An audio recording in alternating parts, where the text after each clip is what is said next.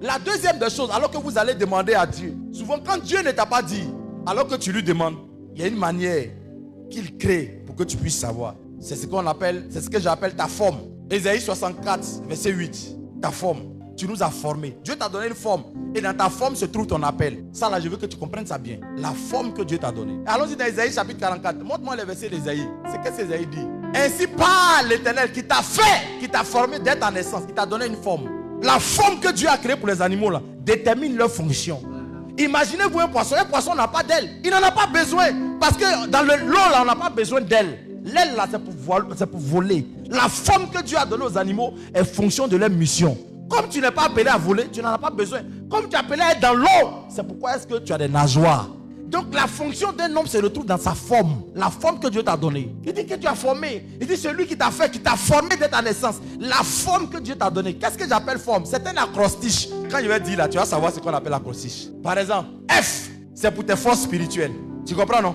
O, c'est pour tes orientations du cœur.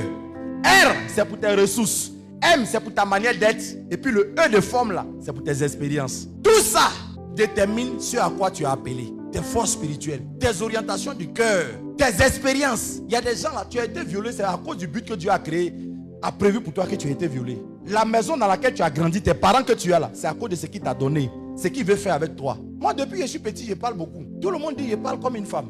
Oui, quand j'étais petit, je discutais beaucoup. Mes parents m'ont trop frappé pour ça. On dit tu discutes trop. Les grandes personnes sont en train de parler, ma bouche est dedans. Oui. Mais déjà, toute la bénédiction que Dieu m'a donnée se résumait dans ma bouche. Il y a des gens, tu n'as pas besoin d'être trop bavard. Parce que ton appel, on ne bavarde pas beaucoup. C'est pourquoi quand les gens ne savent pas ça, ils envient d'autres personnes. Non, imagine-toi un oiseau qui dit j'ai pas de nageoires. Mais tu n'en as pas besoin. On n'a pas besoin de nageoires au ciel. Pour voler, on a besoin des ailes. Dieu t'a donné des ailes. Tu cherches quoi? Par rapport à ta mission là, il y a des choses que Dieu te donne. Si tu n'en as pas besoin, il ne te donnera pas. Donc c'est pourquoi est-ce que pourquoi je ne suis pas grand de taille? Non, ce n'est pas ton appel. Pour les gens, ce que tu vas faire là, on n'a pas besoin de taille. Il y a des gens là, ce que tu dois faire dans la vie là, tu n'as pas besoin d'aller trop à l'école. Dieu le sait. C'est ça qui a les ressources. Les orientations de ton cœur. Il y a des choses là. Je te dis, il y a des femmes ici.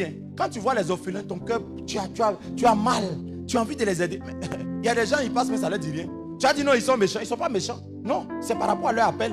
Toi, c'est ton appel, c'est pourquoi ton cœur boue. Dans ta forme se trouve ton appel. Quelles sont tes forces spirituelles? Il y a des dons que tu n'auras jamais parce que ça ne fait pas partie de ton appel. Même si tu cries pour ça. Jean-Baptiste n'a pas fait un seul miracle. Ce n'est pas son appel. Est-ce que vous savez que Jean-Baptiste n'a fait aucun miracle? Ce n'est pas son appel. La Bible déclare que je suis la voix de celui qui crie dans le désert. La ville n'est pas son appel. C'est pourquoi quand il est venu en ville, il est mort là. Toi, lui là, c'est dans le désert, tu cries. Toi-même, tu dis dans le désert. Là-bas, il insultait les gens, on ne pouvait rien lui faire. Oui, il insultait les gens là-bas. N'importe qui, il parle seulement, personne. C'est là-bas, c'est ton chant, c'est ton eau. Ne cherche pas à être quelqu'un d'autre. Prends les vases ailleurs, mais garde ton huile. Ne rate pas cet enseignement sur la forme. Je vais te montrer que même tes forces, il y a des forces que chaque personne a. Si tu es venu sur la terre, Dieu t'a donné des forces. Et des forces spirituelles en particulier. Je vais te prouver ça. Les orientations de ton cœur. Qu'est-ce qui fait que Moïse, un homme qui a grandi, il est élevé comme un prince. Imagine-toi. L'Égypte était l'une des plus grandes puissances au temps de Moïse. Dieu l'a appelé à délivrer le peuple. Donc il ne pouvait pas rester dans le palais et puis en train de jouir de la nourriture. Ce n'est pas son appel. Dieu met quelque chose dans son cœur. Ce qui vient dans ton cœur souvent, j'ai envie de faire ça. Dieu veut que tu sois visionnaire. C'est pour les hommes. À travers ce que tu fais, des hommes doivent profiter. C'est les marques qu'on fait sur la terre qu'on te laisse là. C'est en fonction de ce que nous avons fait dans la vie des hommes. Je vous parlerai de ça dans les ressources. Le type d'intelligence que Dieu te donne en fonction de ton appel. Toi aussi, il y a ton appel. Tu prends ordinateur comme ça et puis tu aimes, tu es passionné de rentrer ici, de faire sortir ici. Oui, c'est un appel. Tu aimes le corps humain, tu aimes la médecine, tu aimes guérir les gens. Oui, c'est tout ça. Il ne faut pas abandonner ton rêve. Le Seigneur va te soutenir.